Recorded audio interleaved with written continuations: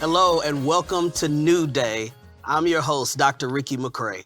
I'm excited that you are here. Listen, I always love to say it's not a coincidence, it's not an accident. You are here on purpose. And I believe that here at New Day, it's all about helping you to fight for your own healing because your healing is worth fighting for. Today, I want to tell you a story about wanting to reconnect with my father and how I had some major setbacks. And maybe some of you out there know what it feels like to want to connect. And as you're trying to connect, you are getting stonewalled and some resistance. And what do? My father and I had started to reconnect.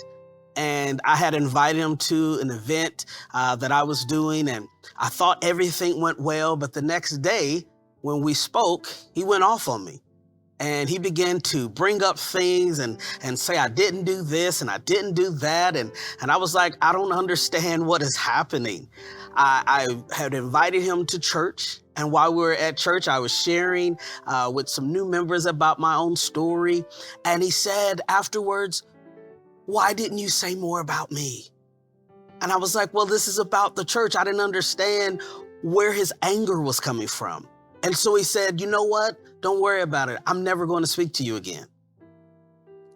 I thought to myself, okay, maybe he needed a few days to cool off. And so what I ended up doing is I said, I'm going to call him. I'm going to call him every week, a couple times, just leave a message. I'm sure he'll get over whatever it is that is bothering him. And so I began to call him 1 week, turned into 2 weeks, then 3 weeks, then a month, then 2 months, 3 months, 4 months, 5 months, 6 months, 7 months. No answer, no return phone call, no text. I got to the place where I said, God, I know I made a promise to you that I would call him, but I'm done. I've done my part. I need to let this go. And in prayer, I heard God clearly say to me, you made a promise to me. Keep calling him. So I decided to keep calling. A couple weeks later, he answered and he said, I knew you would need me. Everything in me wanted to go off. But what came out of my mouth, I can only tell you that it was nothing but God. I said, you're right. Because I did need him. Because there was something in me that needed to be whole and needed to be healed. And it was then that we were able to move past a lot of things that we had struggled with. And I was able to get healing. He was able to get healed. That it was because I had listened to what God had told me to do. Maybe that's you, maybe that's not you, and I believe that it's not for everybody. But if you're in a place where you say, you know what, I'm willing to take this risk and I feel led that I need to reconnect, then this is your opportunity. Today, we have a special guest. I'm so excited about interviewing her. We have Hazel Owens. Hazel Owens is a graduate of Christian Theological Seminary. She has 3 master's degrees because she just loves education. But she has an MDiv. She also has a master's in counseling. We're excited that she's here and she's going to share her story with us. She's also a pastor, associate pastor at Common Ground. We also know she's a part of leadership at Eastern Star Church, where her pastor is the Jeffrey Johnson Sr. So we're so grateful to have her. When we come back, we're going to interview her and talk more about her story of reconnecting with her father. What I'm going to call you is you're a therapist, right? That is somebody who encourages the therapist. And so I said, hey, I wrote my book. I would love to give it to you and share my story. And so we met at Starbucks. Yeah. And as I was sharing my story, you shared your story, which encouraged me. So Tell me a little bit about, I want the people to know a little bit about, your story. We'll talk a little bit later about you and counseling and how you lead all of that stuff. But I want to hear more about your story. So tell me about you growing up and what was your childhood like? Yeah, so childhood was interesting. It was good for the most part. Okay. But it was also challenging. So I was born in Chicago, south side of Chicago. Both of my parents are originally from there. Okay. Both have had their own dealings of trauma in their childhood, and we'll probably get into some of that a little later, and to the extent that I can share, because I don't believe in telling other people's story. Right. So from the time I was 4 until the time I was about 13, my father was not physically present in my life. Okay.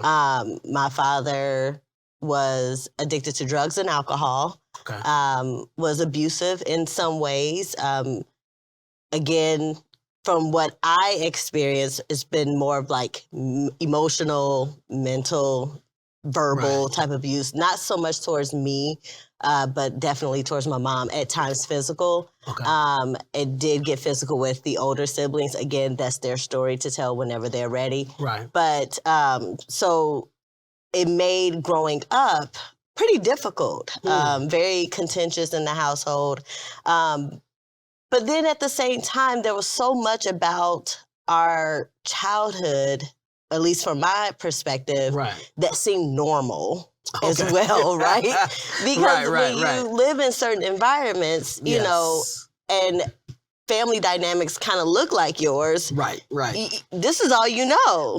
Right. And so is normal. Right. And my mom, I would say, did her best to try to shield us from a lot of things as well. Right. And so, you know, though we didn't have much, and we struggled, she did the best that she could as a single mom raising 4 kids. Right. So, you know, I mean, I wouldn't say I had the most terrible childhood, but I didn't have the best childhood. Like it was all right. Like, it was all right. We made do, but we made what we needed to. So I hear you talk about your mom being a single parent raising 4 children. My mom was a single parent who raised 4 children as well. I wonder, because there was a period of time where my father was also absent physically, and I think I noticed that much later that I had some anger and some resentment about that, not really knowing how to process my father not being there, especially when I seen other people's fathers. Yeah. Right. That kind of did something. So I wonder, did you experience some of that anger and resentment? Gosh, yeah. And I honestly didn't realize that it was anger that I was harboring and holding until I went to therapy. So I was a kid that just got super focused on academics and extracurricular activities from a very young age. Didn't want to be a burden or a bother to my mom in any way. Kind of just straight arrow, like rule follower, just did everything by the book, whatever the book is. And just kind of stayed out of the way as much as I could. But what I did not realize until later, that I had anger and resentment towards both my parents in different ways. Even though it was never, at least from my perspective at the time, it didn't seem like I was expressing it. So I kind of just kept it in. But there were ways that I believe, looking back, that I did show that, especially more so towards my dad. I didn't realize how much anger I had towards my mom until much later into therapy. Because I was so focused on my anger being at my dad. How did that anger show up with your dad? Just not talking to him. Very dismissive towards him at times. It got to that point, put it that way, that I would just not talk to him, not engage, just be a little dismissive, even when he would try. And then once I left home, I left 30 days after graduating high school. Okay. I moved out. I was like, it's going to be either me or him, so I got to go. And so I left, came to Indy for college, and was just like, I don't need him at that point. Interesting. And so I wouldn't ask about him, wouldn't really talk to him much when I would call home. Yeah, I was just like, whatever. Would you consider that kind of your way of like punishing, or your way? You know, how did you? I don't know if I would have. I don't know if I would have named it as like a punishment towards him at the time. Right. I think at the time it was more so of like numbing. Just like I'm numb to this relationship. I'm numb to his behaviors. Okay. So I'm just not gonna try anymore. That makes sense. And so what that did for me is it kept me from really fully expressing how I feel and what I need. And that showed itself in other relationships. So I would just like mentally like cut people off and just be done. Yeah. And they don't know that they're done. Right. That's the other thing. And they don't know. They don't know that they're cut off. That they're cut off. Until they know that they're cut off. Until they know. I know, it's insane. Like, it makes no sense. Yes. But at the time, I'm like, this is how I get you back. Right. That makes sense. So I just, So getting them back. Yeah. So I guess that is like, my way. I guess it is punishment. I never thought of it that way. And I definitely didn't think of it that way at the time. It was just like, I don't need to talk to you. Woo! So we are talking about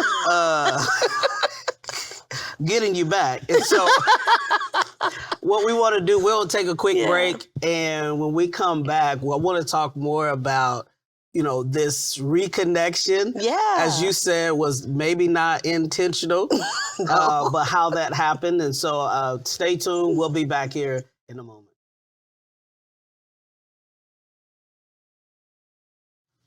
So we are going to continue to talk with Hazel Owens. She was talking before we went on commercial break about getting back at her father. We call it James Brown, the get back. And so she talked about how that also spilled over into her personal relationships, and people wouldn't know they was cut off until they found out they was cut off. Yeah. And so tell us, once you got beyond that, what happened? What transpired for you to connect with your dad again? Yeah, so there was not any intention on my part. Again, I just, in my mind at the time, accepted that this is just how it's going to be. Okay. And so it is what it is, and I'm moving on. But my dad ended up getting sick, and he and my mom had split up. They were living in separate homes, but she would still look out for him. Okay. And she hadn't heard from him for X amount of days, ended up going to his place, found him laying in a pool of blood. Oh, wow. And so immediately get him to the hospital just in the nick of time. And I'm at work, and my mom is just blowing my phone up. I'm like, why she keep calling me? But I'm ignoring because I'm at work. Like, why are you calling me? So finally I answer the phone, and she tells me that he's in the hospital, that he almost died, that he has chronic acute kidney failure. Oh, wow. And so from that moment, he couldn't go back to work. No more drugs, no more alcohol. Like, his kidneys were done. And so there were some medical things that I think that they needed, and she was saying that, depending on how he pulls through, well, we may need you because you're next of kin, basically. And my response to her was, well, they told him for years to stop drinking and doing drugs, so I hope he'll be all right. I got to go back to work. And no emotion. Wow. And it was at that moment where I was like, ooh.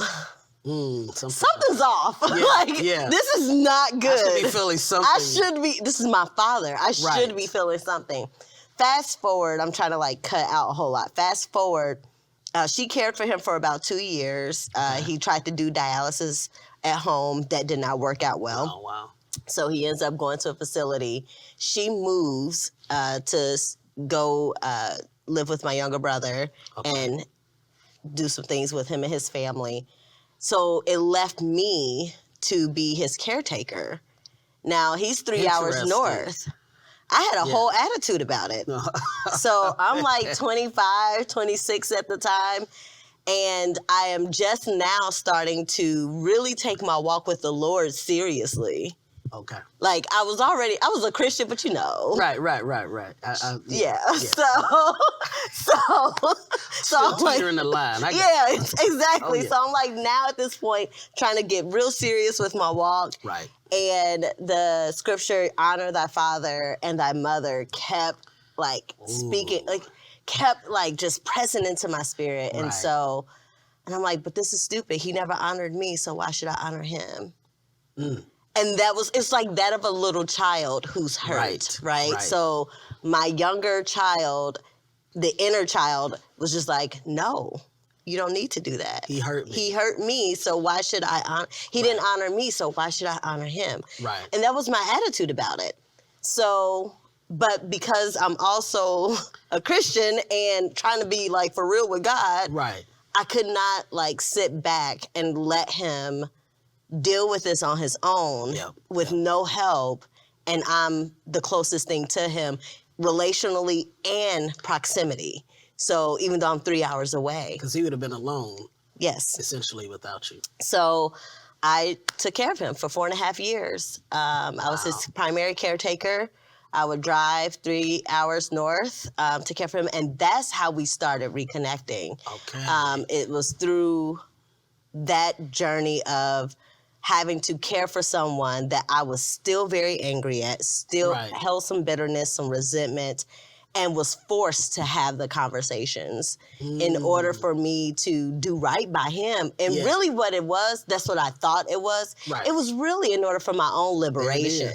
There it is. And so I ended up in therapy shortly after starting that. So I was like 26 at the time. And was like, okay, I cannot allow this to continue on into future relationships. I can't allow this pattern to continue on into possibly future children. I don't know. That was what I was thinking at the time. I just knew it had to stop with me. And so... and that's a generational curse piece that oftentimes we don't stop it at our generation, and we're still blaming the previous generation when we have some power to stop and I think the powerful thing in that is as I worked through that anger, not only in counseling, not only in my spiritual walk with God, and in conversations with my dad, what I realized was that there's more to the story than what my anger was telling me. There's a whole other context that you were missing. That I was missing. That I had no idea was there because my anger wouldn't let me see past the narrative that I knew to be true. And so when we're able to work through that, we're able to then invite compassion and empathy into the space. Wait. You got to say that again. Well, for people out here who literally holding on to this anger and this narrative, and it's like, okay, you don't have the whole story. And when you're able to have that story and see it, then you say you can invite compassion and empathy. So let me tell you, because I know that there's some people out there that say, but wait a minute. I already know, because I had the same stuff. Yes. What if you trying and they giving you all kind of resistance? So how did you get past that place where there was some setbacks and some resistance from him? The reality is that I had to get to a point in that I had to let go of the daddy-daughter relationship that I always wanted. Yes. And I had to accept the daddy-daughter relationship that is. And acceptance doesn't mean agreeing. I didn't agree with a lot of his choices. I didn't agree with a lot of my mom's choices. But when I'm able to see what they were under and what they were enduring, and I'm able to look at it through a lens of compassion and empathy, I can understand it even if I don't agree with it. Right. I can see the intentions even though it gave me a negative impact. And so for me, it was, okay, I can't keep holding on to this anger towards you because it's robbing me of flourishing. Yep. And living the life that God so designed for me to live. Right. And ultimately ending up in healthier relationships where I can thrive, right? Wow. And so for me, it wasn't about him, it wasn't about my mom, it was about my liberation, it was about my freedom, and what I need. And just, again, okay, there's a lot of things that my dad just did not remember because he was under the influence of drugs and alcohol. Right. So he's like, I can't admit to that because I don't remember it. Well, fair. I love where you're going with this. What we're going to do is we're going to take a quick commercial break, and then we're going to come back and I want to give you some tips. She's going to give you some things of how you can start your own journey as well. So when we come back, Hazel's going to give us some tips for us emotionally, how we can work through this journey, right, of whether it's reconnecting with a parent or a loved one. We want to make sure that you have some real tips on how to do that. And so we're so grateful for you. Thank you. We'll come back here in a minute.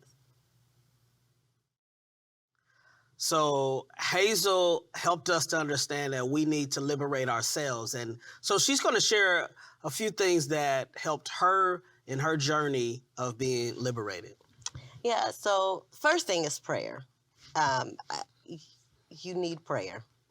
Yeah. Prayer is a way to not only ground you, but it also is a way to converse with the Lord on how to go about having these types of conversations with loved ones that maybe there is an emotional cutoff or maybe there has been some strain or whatever the case may be.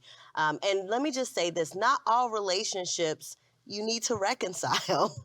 And so maybe through that prayer, that will be some sort of revealing moment on whether or not this is a relationship you need to continue with, because some relationships are just not healthy for you, including family relationships. So there's just that. Counseling really was one of, between Jesus and a therapist, my Lord, it has saved a lot of people, including myself. Yes. So those two things combined have been instrumental. The other thing I would say is understanding that reconciliation is a two-way street. And so the other person has to want reconciliation as well. Yeah. You could want it, but if the other person doesn't want it, you have to be okay with that. Right. There were some apologies that I was looking for from my father that I did not get. And sometimes you have to accept an apology that you will not receive. Yeah. And that's okay. And so I would say the last thing is also just accepting the relationship for what it is. And so I can't go back and recreate for my 4-year-old self what a daddy-daughter relationship should have looked like for me. Right. I can't go back and recreate that. But I could accept the relationship that we did have, a relationship that was very honest, a relationship that grew into a mutual respect for one another. Right. One of the things that I loved about my father, and he passed away in 2016, was that he never lied. Wow. So he owned his stuff, the stuff that he could remember. He owned it. Right. You know, so he wasn't a liar. Right. And he was a hard worker. And those are some things that I took from him. And so I just had to learn to accept that this is where we are, and that's okay. Yeah. So. Man, that is so powerful. And I really hope, that is my prayer, is that we receive those things about prayer, about therapy, accepting the relationship for what it is. And that means we have to let go of our fantasies because that person, it's not fair to have expectations for this person that they could never live up to. And to be able to see the good, right, that is there. Like you said, your father not lying. So we're so grateful for Hazel being with us. Kind of really quick, where can people reach you? Yeah, so I'm on Psychology Today. You can search Hazel Owens. I'm also on Instagram _Hazel Owens. Awesome. So make sure you check her out. Yeah. We would like to thank our guest, Hazel Owens, for joining us. Listen, make sure you connect with Hazel. She's doing some phenomenal things. I'm so excited that she stopped by to share with us. We also would like to thank the Way Church. We have video and recorded here at the Way Church for the last now about 9 episodes, so we're so excited about that. We also would like to thank Trent Cowles and his family for their generous partnership. We also would like to thank the New Day team. We can't do this without them. They work so hard to make this happen. I am grateful for the opportunity to be able to stand before you and to share and to bring great people and great stories to you. I want to also make sure I thank my family, my wife, my daughters. I'm grateful for them. I can't do this without them. And I am thankful to God for the opportunity to share with you about how you can have a new day, a new perspective. So I would like to pray with you on today. Gracious, amazing God, we thank you. We recognize, God, that relationships can be hard. We recognize that oftentimes we are carrying our own baggage from relationships in the past to our current relationships, that as Pastor Hazel let us know, we're trying to get back at people and we don't recognize that we are. God, I pray, Lord, that you would help us to accept the relationship for what it is. I pray we will let go of the fantasies that we have, the inner child that tells us that it needs to be like this. I pray, God, that right now we will see the blessings that you are trying to give to us through the people that we're in relationship with. And then I pray also, God, for discernment to know when to reconcile and when not. I pray, God, that everyone who watched today or watched later, that God, that they will be inspired to have a deeper, more profound relationship with you. We thank you for all that you have done. It's in Jesus' name we pray. Amen. So make sure you join us every Sunday at 2:30 right here, a new day, where we believe your healing is worth fighting for. God bless you.